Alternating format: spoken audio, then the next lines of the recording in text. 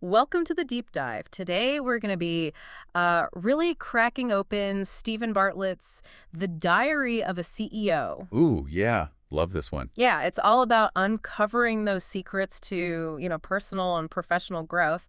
And we know you're eager to level up. Absolutely. So we're focusing on like the most practical and insightful laws from the book. Bartlett's book, it's like a treasure chest. Oh, yeah. Yeah, it's packed with lessons from his own journey, Yeah. but also interviews with like all these other successful people. Like we're going to sift through all that gold Ooh, I like that. Sift through the gold. and find the nuggets that will resonate most with you. Yeah, absolutely. All right, let's dive in. So Bartlett talks about the 5 buckets. Yes. These are essentially the building blocks for success. He lists them as knowledge, skills, network, resources, and reputation.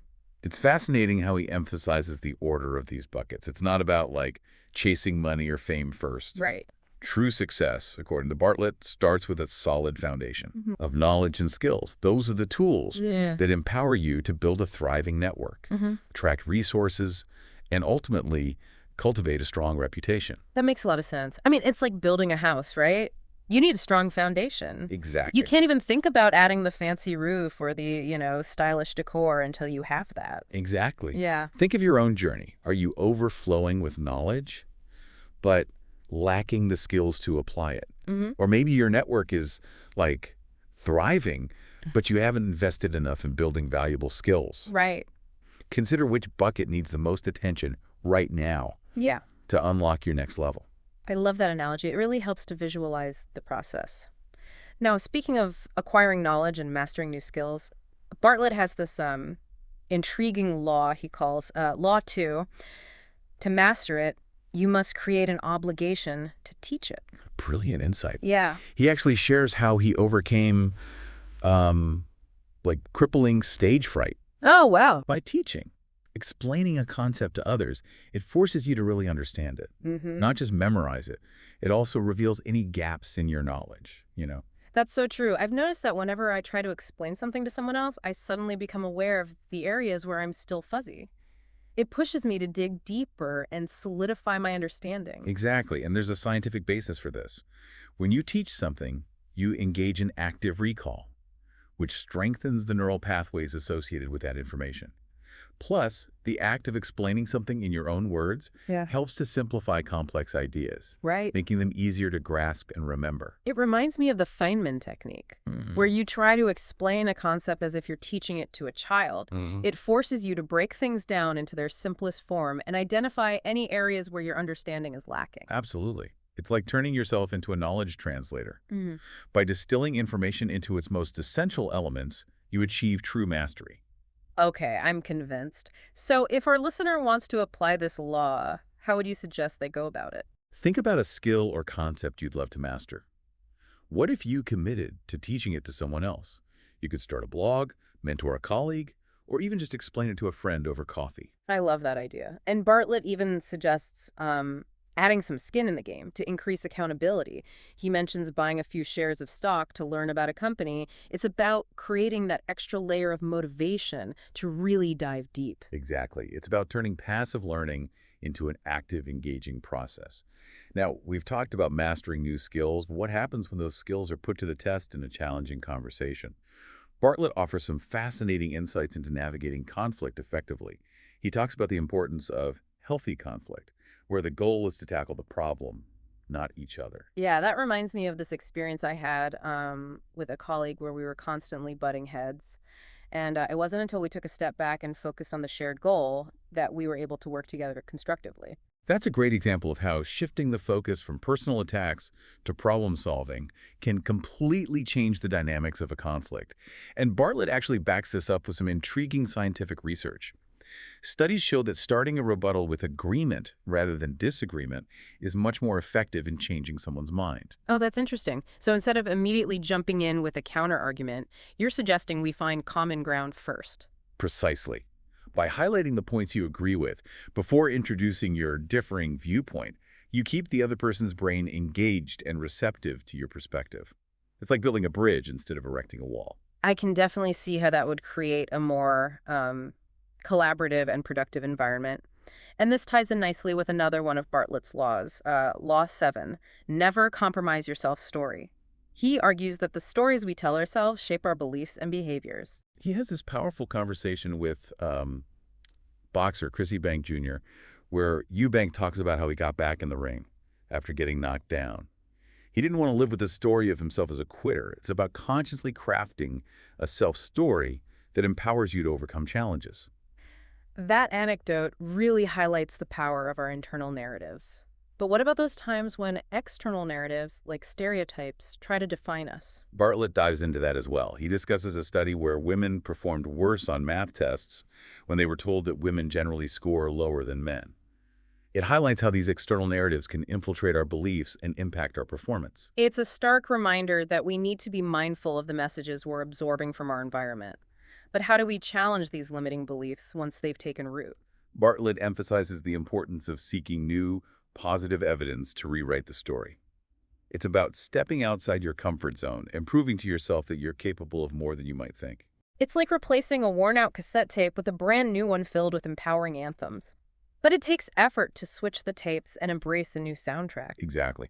Bartlett uses the example of overcoming his stage fright by repeatedly speaking on stage.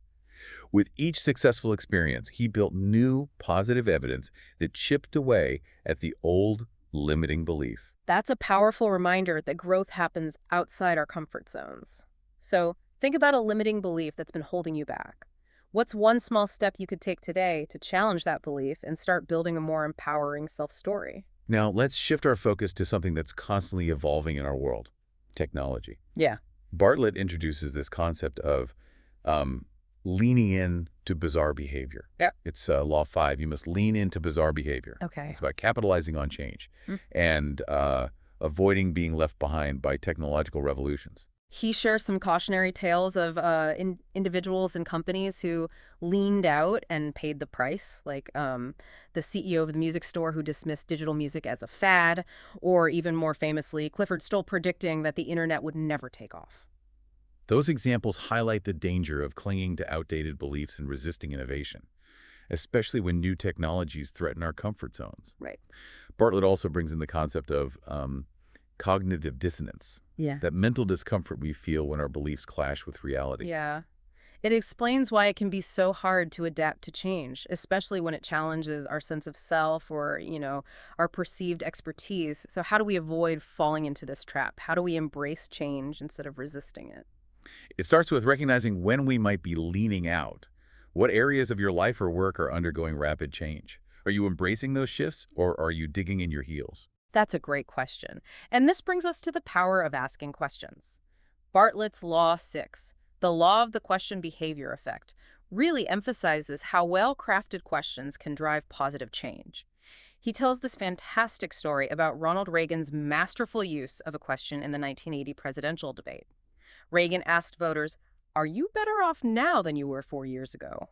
It forced people to reflect on their own experience and swayed public opinion in his favor. Brilliant example of how a single, well-placed question can be more powerful than a barrage of facts or arguments.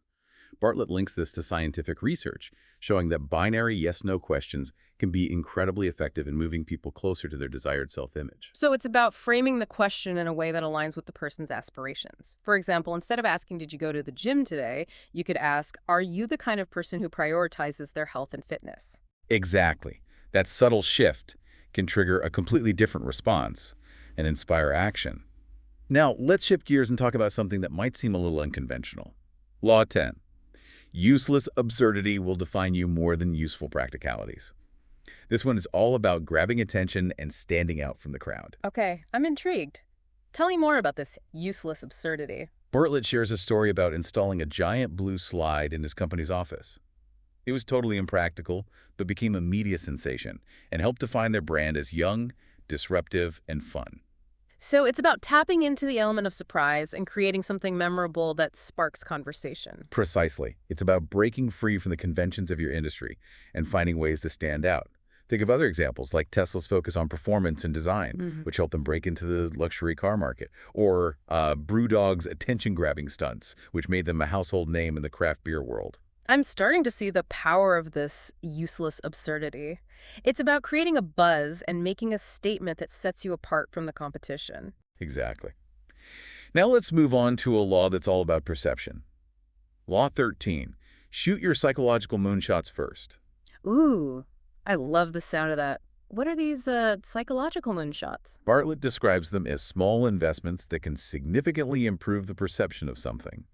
He tells a story about his barber who pretends to do one last snip at the end of a haircut. Oh, it's completely pointless, but it creates the perception of meticulous attention to detail. I've definitely fallen for that one before. We all have. It's a brilliant example of how we can leverage psychology to influence perceptions.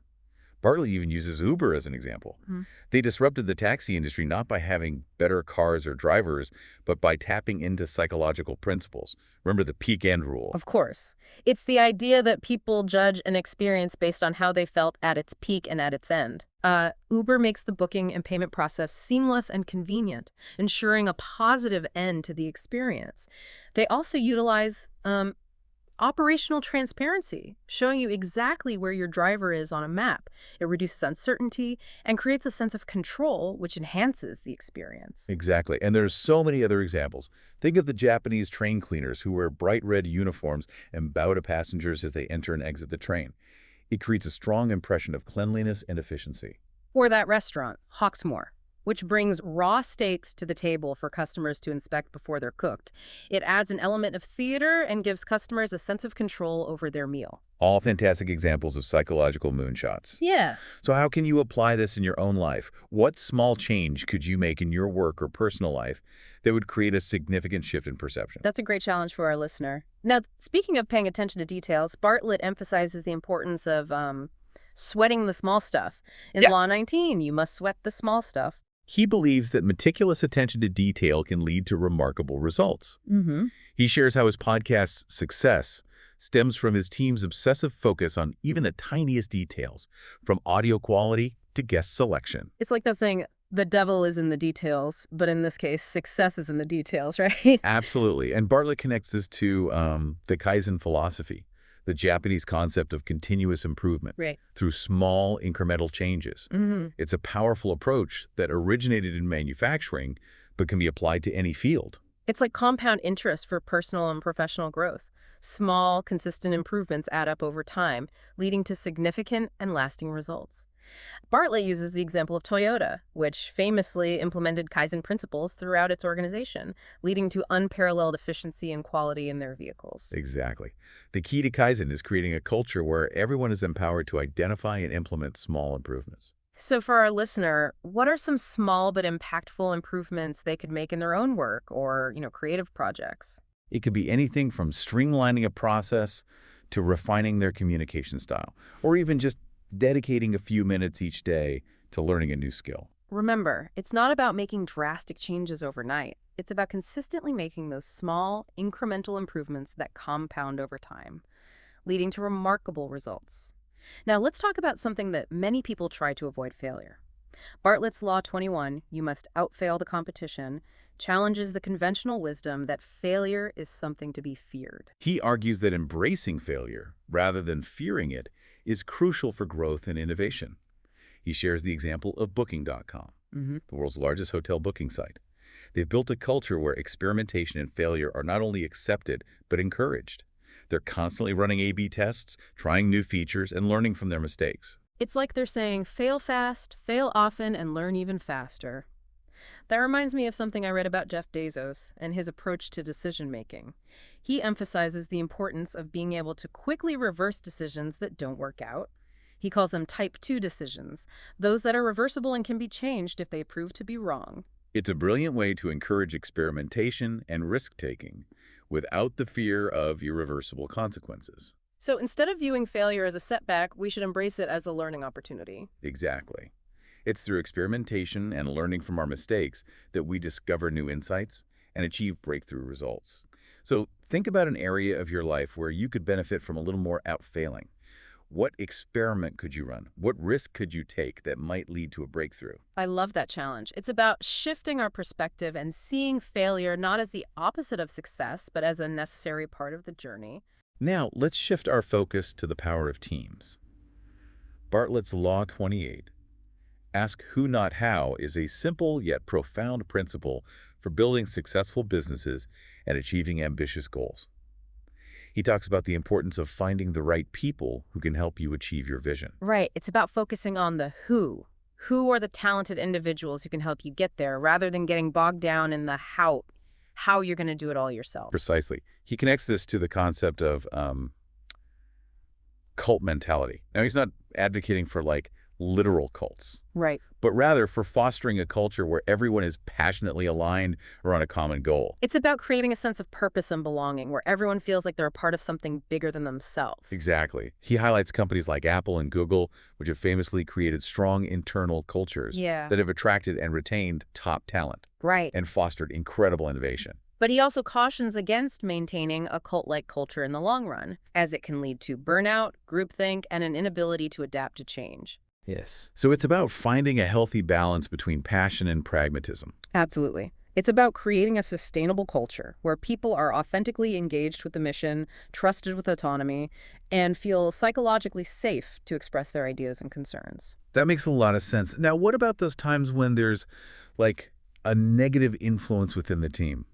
Bartlett addresses that in Law 30, the 3 bars for building great teams.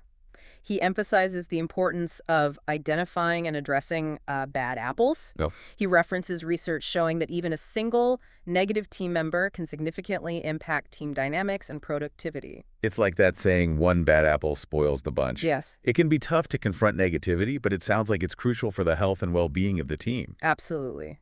Sometimes letting go of a bad apple can be the best thing you can do for the overall success of the team. Now, shifting gears a bit, let's talk about the power of progress. Bartlett's Law 31, Leverage the Power of Progress, is all about how focusing on small wins can create momentum and boost motivation. I love that idea. It reminds me of like the snowball effect. Yeah. Small actions can build upon each other, Yeah. creating bigger and bigger results over time. Exactly.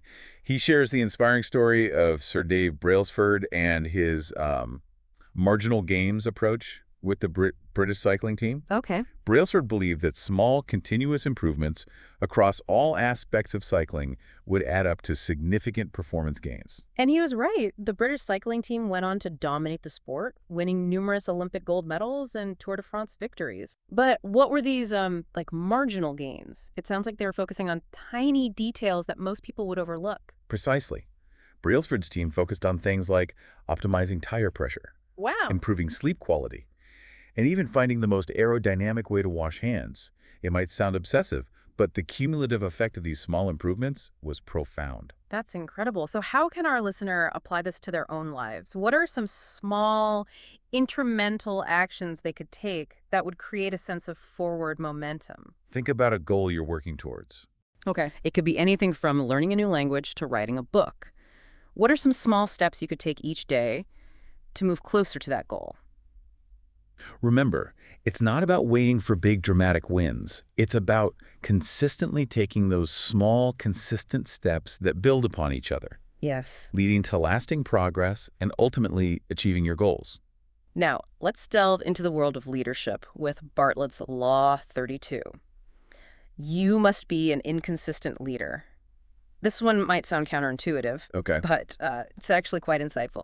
He argues that great leaders need to adapt their leadership style based on the individual needs and motivations of their team members. So there's no one-size-fits-all approach to leadership. It's more about being flexible and adaptable to the unique personalities on your team. Precisely. He illustrates this with the story of Sir Alex Ferguson, the legendary manager of Manchester United. Oh, yeah. Ferguson was known for his ability to tailor his approach to each player. He knew when to be demanding, when to be supportive, and when to use a more hands-off approach. He even shares a story from former Manchester United player Patrice Evra, who recounts how Ferguson deliberately berated him at halftime of a game to send a message to the rest of the team. It might sound harsh, but Ferguson knew that Ever could handle the criticism and that it would ultimately motivate the entire team to step up their game. So it's about understanding the individual personalities and motivations of your team members and adjusting your approach accordingly. Exactly. Great leaders are adaptable, flexible, and able to read the emotional needs of their team members. They understand that what motivates one person might demotivate another. That's a valuable insight. It encourages leaders to be more mindful of their impact and to develop a more nuanced approach to leading their teams. Now let's move on to a law that might surprise some people. Law 26. Your skills are worthless, but your context is valuable. Okay. It's a game changer for anyone looking to increase their earning potential or maximize the impact of their skills. Okay, that's a bold statement. Oh. Tell me more about this idea of skills being worthless. Bartlett isn't suggesting that skills themselves are unimportant. He's emphasizing that the perceived value of a skill is highly dependent on the context in which it's applied. He shares his own personal story of transitioning from marketing to the biotech industry, where his skills were suddenly perceived as more valuable and commanded a much higher compensation. So it's not just about what you know, it's about where and how you apply that knowledge. Exactly.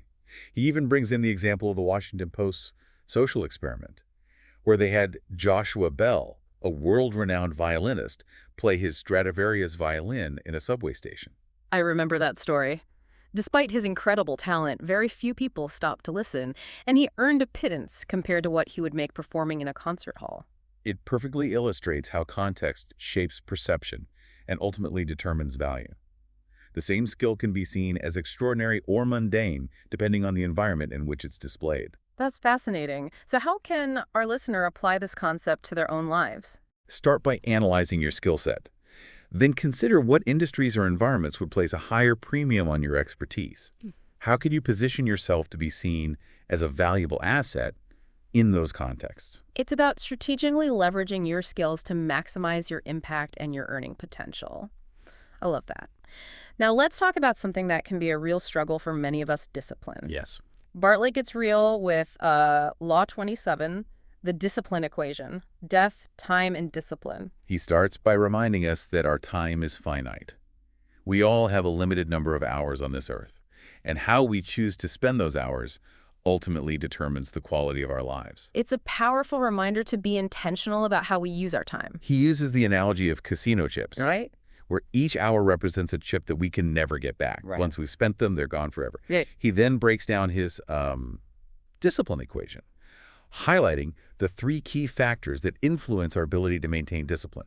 Okay. The perceived value of the goal, how rewarding the process is, and how psychologically costly the process is. So it's about finding the right balance between the value of the goal, the enjoyment of the process, and the effort required to achieve it. Exactly. He argues that we're more likely to stay disciplined when the value of the goal and the enjoyment of the process outweigh the perceived costs. That makes sense. If the goal is incredibly important to us and the process is enjoyable, we're more likely to stick with it, even when things get challenging. Precisely. And he even shares personal examples of how he applies these principles to areas of his life where he's maintained discipline over the years, such as fitness, relationships, and building businesses. It's always helpful to hear how successful people apply these principles in their own lives. Absolutely. Now, think about a goal you're struggling to stay disciplined with. Ask yourself, how much do you truly value achieving this goal? On a scale of 1 to 10, how important is it to you? That's a great question. It forces you to get real about your priorities and to assess whether the goal is truly worth the effort. Exactly. Next, consider the process. How enjoyable is it? What aspects of the process do you find rewarding or engaging? And finally, what are the psychological costs? What makes it difficult or unpleasant? By honestly assessing these three factors, you can start to optimize your discipline equation. Maybe you need to find ways to increase the perceived value of the goal, make the process more enjoyable, or reduce the psychological costs. It's about finding the right balance for you, for each specific goal you're working towards. Now, before we wrap up this part of our deep dive, let's touch on something that's crucial for continuous growth. Law 33, learning never ends. That sounds like a perfect segue into the next part of our conversation. But before we do that, is there anything else you want to add about the importance of continuous learning? I think it's important to note that Bartlett doesn't present this as a burden. Okay. He emphasizes the joy of continuous learning, of constantly pushing ourselves beyond our current limits and embracing the unknown. It's like he's saying, hey, the world is full of amazing things to discover, so why stop learning? Exactly. It's about cultivating a growth mindset and approaching life as this grand adventure of exploration and self-discovery. I love that. And with that, let's take a pause and continue our exploration of The Diary of a CEO in the next part of our deep dive. Welcome back. We're in the middle of unpacking Stephen Bartlett's The Diary of a CEO, and I'm feeling inspired already. Before the break, you were talking about how Bartlett views learning as this, exciting adventure, not a chore.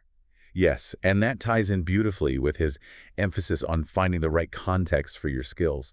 He tells a story about a friend who is a graphic designer in Manchester, doing okay, but feeling a bit stuck. Yeah, I can relate to that feeling. Sometimes you need a change of scenery to shake things up and see your skills in a new light. What happened to his friend? Well, after their conversation about context, the friend made a bold move. He moved to Dubai. He started targeting luxury brands and blockchain companies, and guess what? Don't tell me his income skyrocketed. Same skill set, different playing field, whole new game. Exactly. It's a powerful reminder that sometimes a change of scenery, both literally and figuratively, can unlock hidden potential and create new opportunities. It's like that old saying, if you're the smartest person in the room, you're in the wrong room. I've heard that before, but honestly, sometimes it's hard to recognize when you're in that room. You know? You get comfortable, maybe even a little complacent. That's where self-awareness and a willingness to step outside your comfort zone come in. And that actually brings us back to one of the most crucial laws for long-term success, which we touched on briefly before the break. Law 27, the discipline equation, death, time, and discipline. Okay, I'm ready for a dose of reality. I need all the discipline help I can get. I remember you mentioned Bartlett's analogy of casino chips. Yes, it's a powerful way to visualize time as a finite resource. Each hour is like a chip that we spend, and once it's gone, we can never get it back. It forces us to think about the trade-offs we make every day. So how do we become smarter gamblers with our time? What's the secret to winning this game? That's where the discipline equation comes in.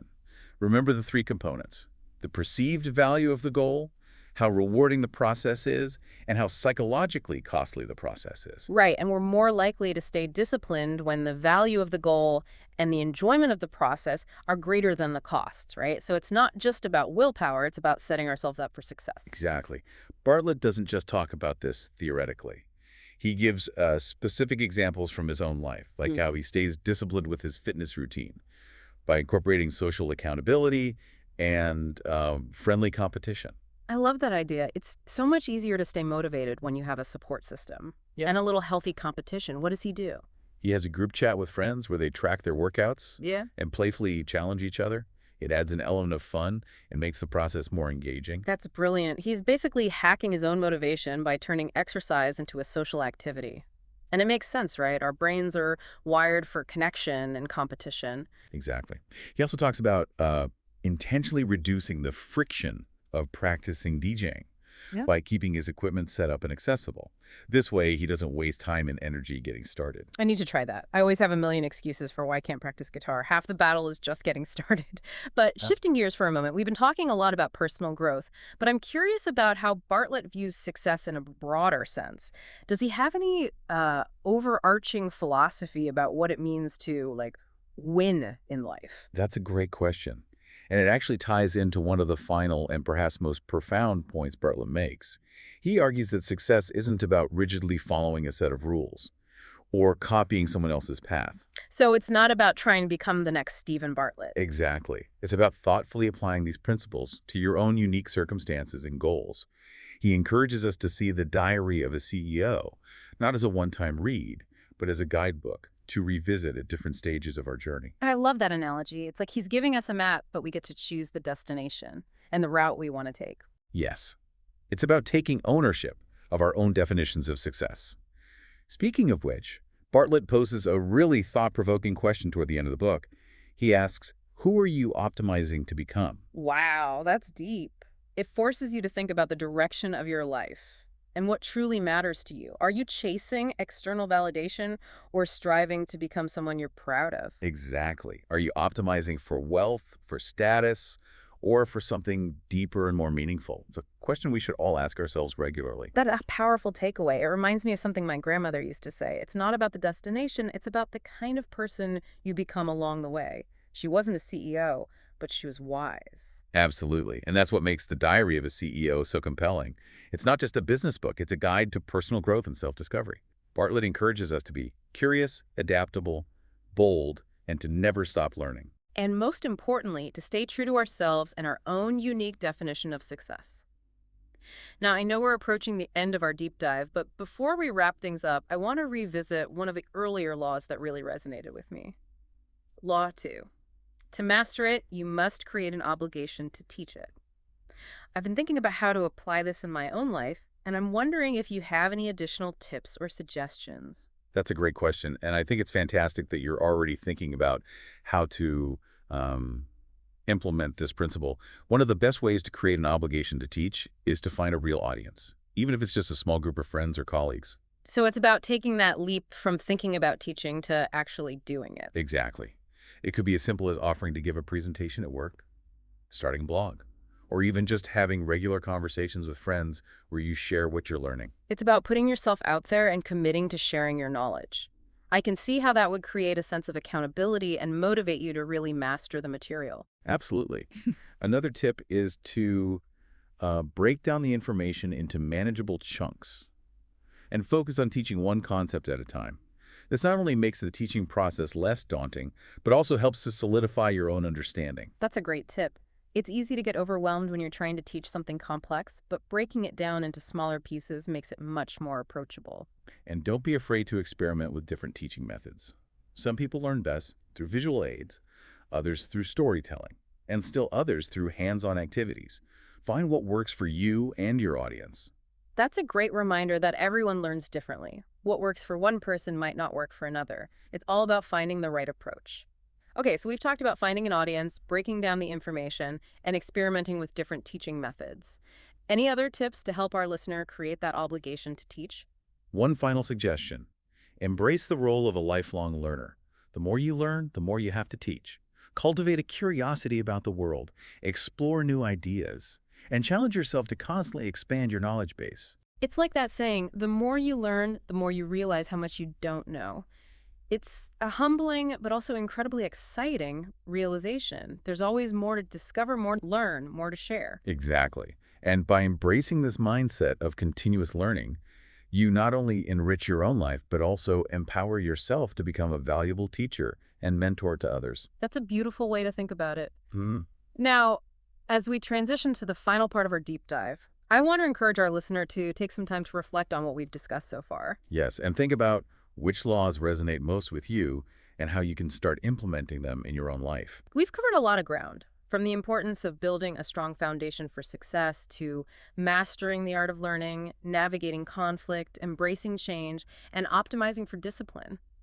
But it's not about trying to do everything at once. Start by choosing one or two laws that really speak to you and focus on putting those into practice. And remember, it's a journey, not a race. Be patient with yourself, celebrate small wins, and don't be afraid to experiment and learn along the way.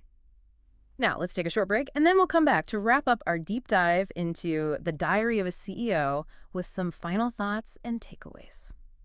And we're back for the final stretch of our deep dive into Stephen Bartlett's The Diary of a CEO.